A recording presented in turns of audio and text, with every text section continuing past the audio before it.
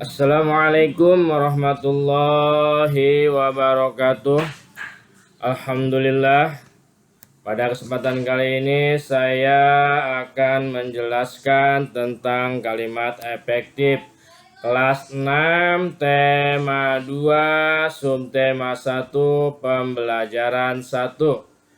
Nah, kalimat efektif itu di sini ada 3 bagian. Yang pertama, pengertian kalimat efektif. Yang kedua, ada ciri-ciri kalimat efektif. Yang ketiganya, penyebab ketidakefektifan kalimat. Nah, nanti kita akan bahas sebagian kecil dari kalimat efektif. Di sini kita akan bahas dulu tentang pengertian kalimat efektif. Ya, kalimat efektif itu kalimat yang disusun dengan memperhatikan pedoman umum ejaan bahasa Indonesia atau disingkat dengan PUEBI. Kalimat efektif juga itu disebut kalimat yang benar dan jelas sehingga dengan mudah dipahami orang lain secara tepat. Nah, selanjutnya di sini ada ciri-ciri kalimat efektif. Ciri-ciri kalimat efektif yang pertama itu kesepadanan. Maksud kesepadanan di sini, sepadan itu tentang struktur bahasa dengan informasi itu harus sesuai. Ya, struktur bahasa yang kita gunakan nih, bahasanya harus bahasa yang baku, yang sesuai dengan PUEBI, pedoman ya ejaan bahasa Indonesia yang benar. Terus informasinya juga harus tepat. Yang A, subjek, predikat. Sekurang-kurangnya sebuah kalimat harus memiliki subjek dan predikat. Jadi kalau dalam pembuatan kalimat efektif itu harus ada subjek dan predikatnya sekurang-kurangnya. Boleh nanti ada subjek, ada predikat, ada objek, ada keterangan. Itu maksimal ya, tapi minimal itu tidak kurang dari 2 kata atau 2 ucapan.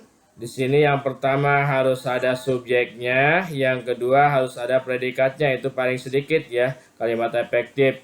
Yang B-nya harus ada kata penghubung. Jadi pemakaian kata penghubung secara tepat baik secara intra kalimat maupun antar kalimat dapat membentuk kalimat yang efektif ya. Jadi nanti kalian selain membuat kalimat efektif ada subjek dan predikatnya, boleh ada objek, ada keterangan.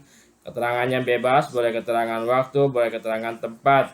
Terus kata penghubungnya juga harus berkaitan ya secara intra kalimat maupun antar kalimat.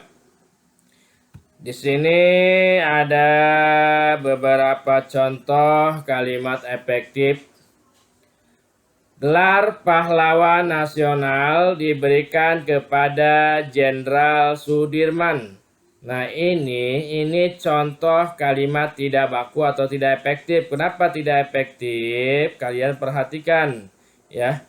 Coba kalian perhatikan mana kesalahan atau yang tidak benar baik itu dalam penulisan atau dalam kalimatnya yang kurang efektif. Nah, di sini yang keduanya ini contoh yang efektifnya. Gelar pahlawan nasional diberikan kepada Jenderal Sudirman. Ini yang warna merah ini kalimatnya udah efektif ya. Sudah baku. Apa bedanya kalimat yang atas dengan kalimat yang bawah? Yang atas itu tidak efektif, yang bawah itu efektif. Bedanya di sini ada perbedaan antara kata pahlawan.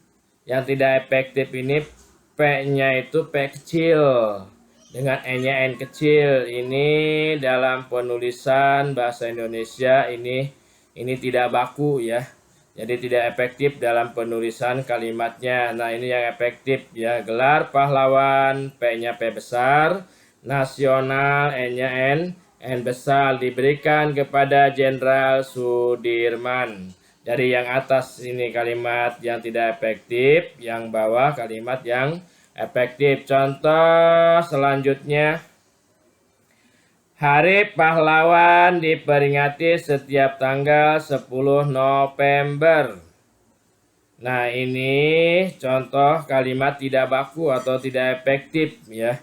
Nah, ini yang kalimat efektifnya, Hari Pahlawan diperingati setiap 10 November. Apa perbedaan kalimat tidak efektif dengan kalimat yang efektif yang bawah ini? Perbedaannya kalian perhatikan.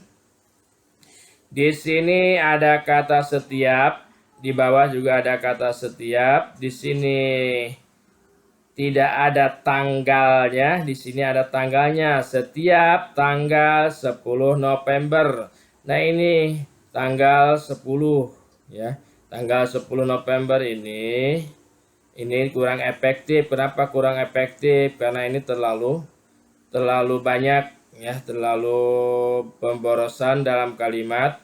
Karena tanggal dengan 10 ini udah mewakili, 10 ini sudah mewakili tanggal. Jadi yang efektifnya, Hari Pahlawan diperingati setiap 10 November. Berarti 10 November itu setiap tanggal 10 November. Ini kalimat yang efektifnya ya, yang bakunya. Sedangkan yang atas ini tidak efektif. Terus kita lanjut. Ciri-ciri kalimat efektif yang kedua, yaitu kesejajaran atau keparalelan ya. Di sini ada ciri-ciri kalimat efektif yang kedua, kesejajaran. Maksudnya di sini kesamaan bentuk kata atau imbuhan yang digunakan dalam kalimat itu.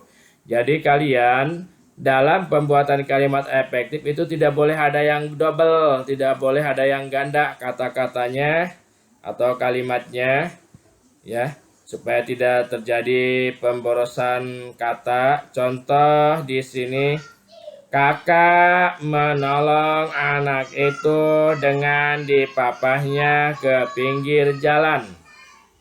Ini kalimat tidak efektif. Yang efektifnya, kakak menolong anak itu dengan memapahnya ke pinggir jalan. Ini yang efektifnya. Di mana perbedaannya? Perbedaannya di papahnya. Kalau yang tidak efektif, yang efektif itu memapahnya. Jadi memapahnya itu sedang melakukan ya, sedang melakukan. Nah, itu ya. Ini mungkin penjelasan sedikit dari saya mengenai kalimat efektif dan ciri-cirinya. Di sini masih ada beberapa ciri-ciri yang lain, ada kehematan, ada penekanan, ada kelogisan, dan kevariasian. Nanti kita akan bahas di pertemuan berikutnya. Mungkin cukup sampai di sini, kurang lebihnya mohon maaf. Semoga pertemuan ini bermanfaat. Wassalamualaikum warahmatullahi wabarakatuh.